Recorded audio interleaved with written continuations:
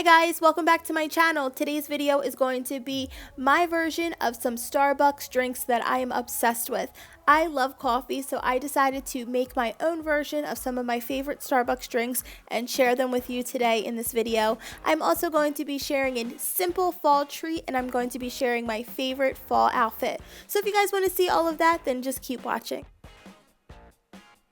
So the first thing we're going to be making is cold brewed coffee, and guys, I have been obsessed with this stuff. It is so much stronger than regular coffee, and it makes the most amazing iced coffee. So what you're going to need is your favorite coffee. I'm using this Dunkin' Donuts dark roast because I like a darker roast coffee. You're going to need a big enough container to fit the water and the coffee, and you're just going to need some type of measuring cup.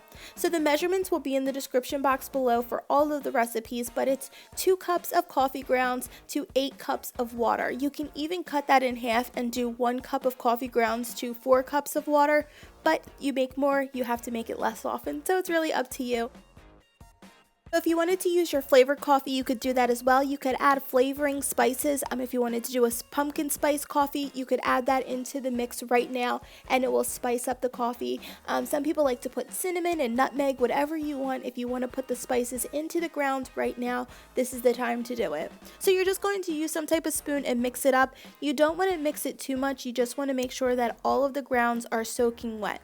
And that's about it. You're going to put the cap on and let it sit for at least 12 hours. I normally let mine sit for about 24 hours and then it's time to strain it. So I know you are a way better cook than me and you probably have a little mesh strainer, but I'm going to be using this little contraption that I'm making.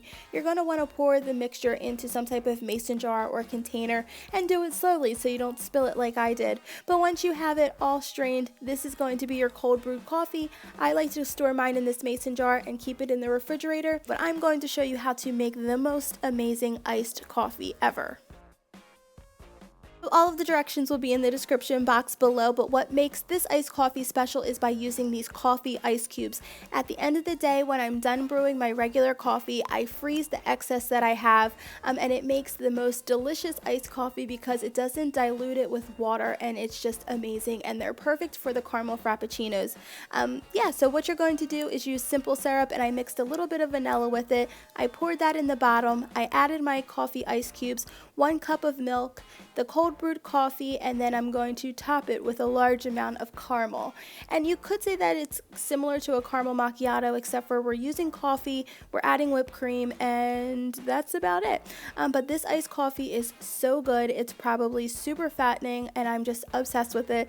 Again, the directions will be in the description box below, but the ice cubes make it bomb.com for sure. We are going to move over to the real showstopper, and that is our DIY Caramel Frappuccino. I'm going to be using the Kraft caramel square things that you have to melt with a little bit of water, but you could use the dessert caramel if you have it, whatever you have. What makes the Frappuccino special are these ice cubes again. The regular ice cubes dilute it a lot. If you have the coffee ice cubes, it really makes the Frappuccino really, really coffee goodness, and it doesn't make it watery. It makes it like a really thick consistency.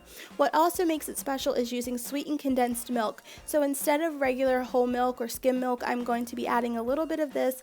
It adds a thickness and it also adds a sweet, creamy texture to it. If you don't have that, you could use regular whole milk, but you want to make sure you don't add too much. I add about 8 ice cubes because I like a large Frappuccino, but 4 would work too. Then I add in my milk and a little bit of sugar if you're not doing condensed milk, and you blend it all up. Once it's blended to the consistency that you want, you're going to add the caramel or whatever toppings that you want. If you find that it's too watery, you can add in another ice cube. You could add in a coffee ice cube, whatever you're using, but if you find that it's too watery, just add in some more ice.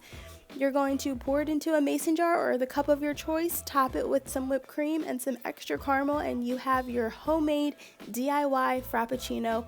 I'm telling you guys, you will be addicted. They are so good. It is like the perfect afternoon treat, and even though it's getting cold, this is my fall drink for sure.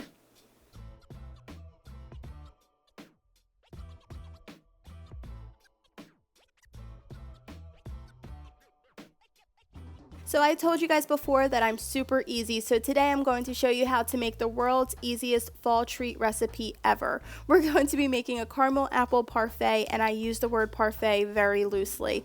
I'm using the Glory fried apples, which is just apples with cinnamon, sugar, and butter, but you could use a regular whole apple. We're going to add a half a teaspoon of cinnamon. We're going to add a heaping spoonful of sugar, just to your liking. I like a lot of sugar. We're going to use a pinch of nutmeg and then a half a teaspoon of vanilla. We're going to mix that all up, stick it in the microwave for about 20 to 30 seconds, but you really want to keep an eye on it. You don't want it to burn. You just want it to get warm. I really suggest putting the rolled oats in before you put it in the microwave, but you're going to top it with your favorite vanilla ice cream. You could also use Greek yogurt to make it a little bit healthier. Drizzle it with caramel syrup or the caramel topping.